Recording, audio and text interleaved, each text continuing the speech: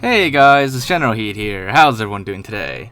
So, for today's video, we're going to be doing something a little bit fun for today, a little bit different than we usually do, and I'm going to show you guys if it's possible to play Halo on a potato. So, if you guys are thinking about getting like next-gen consoles, like the Xbox Series X or whatever, you can forget all about that. You should totally get a potato instead to play your next-gen games like Halo. So, for today's video, yes, this is actually a potato. Well, technically, disclaimer, is a sweet potato, but for today's video, we'll be taking a look at how well a potato can actually run Halo, if at all. Now, before we get into today's video, I've got an important message for y'all about Raid Shadow Legends, our sponsor for this video. So, what is Raid Shadow Legends? Well, if you haven't heard, it's a free-to-play dark fantasy RPG game. It's available on multiple platforms, and best of all, it supports crossplay, so you don't have to worry about your friends being on other platforms. If you like role-playing games and want to build your own hero and assemble your own dream team, then you'll definitely like this game. In Raid, you've got lots of champions to choose from, and so many more you can unlock. Unlocking new champions is fun and easy in the portal with shards, but best of all, this game actually has a really fun campaign. In campaign, along with your squad you've assembled, you can get into epic battles to get XP and improve your champions, as well as collect artifacts and silver to unlock more champions. So as you all probably know, I'm huge on campaigns in any game, and that's why campaign is pretty much my favorite thing about Raid Shadow Legends. Now, there's also a brand new Tag Team Arena mode. Instead of a single 4v4 battle in Classic Arena, it's now a series of 3 4v4 battles. Since it's brand new, the devs are giving out special rewards to anybody that manages to finish high up in the rankings. So if you like competitive PvP modes and getting big rewards out of them, you'll love the new Tag Team Arena. If you guys do end up trying this game out, you can find me in the game under the nickname Generalkidd, not surprisingly. I have my own clan in the game that you can join if you want to be part of Gold Team. So what are you waiting for? Click on the special links in the description below, and if you're a new player, you'll get 100,000 silver, 50 gems, 10 mystery shards, and 1 free champion, the Slasher. I mean, just look at this awesome champion that you'll be getting for free. You'll find your extra rewards here in your inbox for the next 30 days only, so check it out soon. Alright, so before I power on this potato PC, let's go over the specs of this potato and what's powering it. So on the inside of this potato, it's powered by an Intel Core M3 6Y30 processor. It has 2 cores and 4 threads, and it has a base clock speed of 0.9 GHz or 900 MHz, but it turbos up to 2.2 GHz. It also has 4 GB of LPDDR3 RAM. It's powered by an Intel HD Graphics 515 for its GPU, and it's got 64 GB of eMMC SSD for its storage. So yeah, it's a potato. But yeah, so as you can see, it does boot into Windows. It is a full-fledged x86 PC. You can boot the full Windows 10 desktop, and because it's capable of that, we are, naturally, we're gonna be playing Halo on it. Now, in previous videos, you've seen me play Halo on a lot of different devices out there. You've seen me play it on like the Nintendo Switch, the PS4, handheld devices, smartphones, and so on. And now we're playing it on the ultimate device, which is a potato. So I had to speed this up like really fast, because if I played at normal speed, this is sped up at 8 times, and even at 8 times speed, it takes a long time to load. So that's why I had to make it go really fast, because yeah, the loading times are atrocious on this.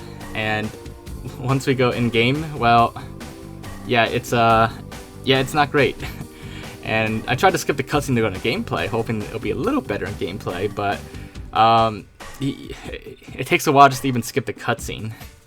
And when I finally got into the gameplay after like several minutes of trying to skip, well, now we're at normal speed, and it's not really playable for Halo Reach on MCC. It's pretty much like running in a slideshow mode. So yeah, I wouldn't call it playable at all. And this is set to like pretty low settings for MCC's video settings. It's running at like 720p. The graphics are set to performance. Frame rate is limited to 60 FPS at the max. Not that it ever comes close to that.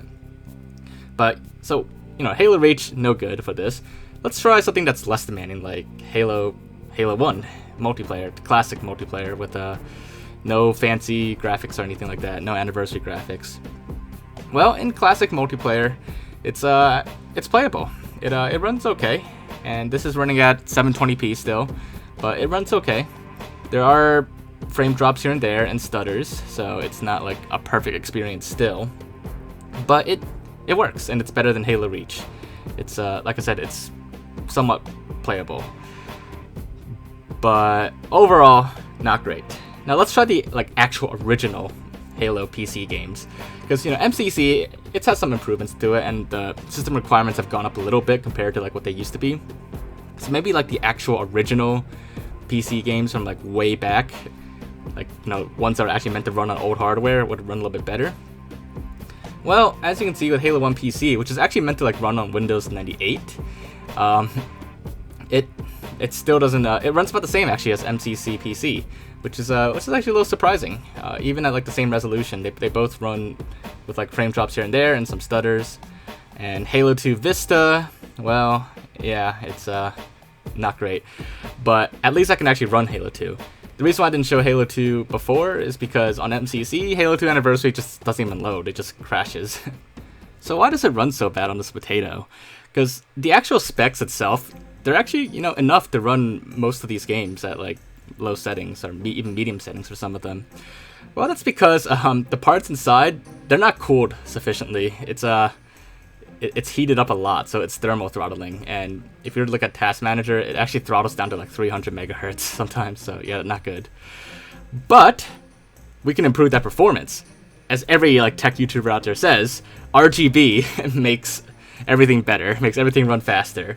So with RGB lighting on this potato, we have now turned it into a gaming potato. So now with RGB on it, let's see how well this gaming potato can run Halo. Does RGB actually make a potato faster and run Halo better? Well, let's take a look. Let's get that started up with MCC.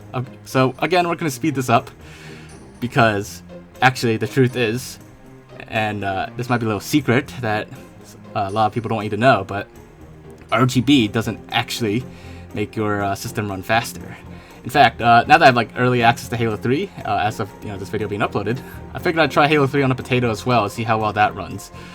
And it took a while to load, not as bad as Halo Reach, so maybe the RGB did help a little bit, but overall I would say RGB does not make a system faster, so that's a little secret out there, don't tell anybody else.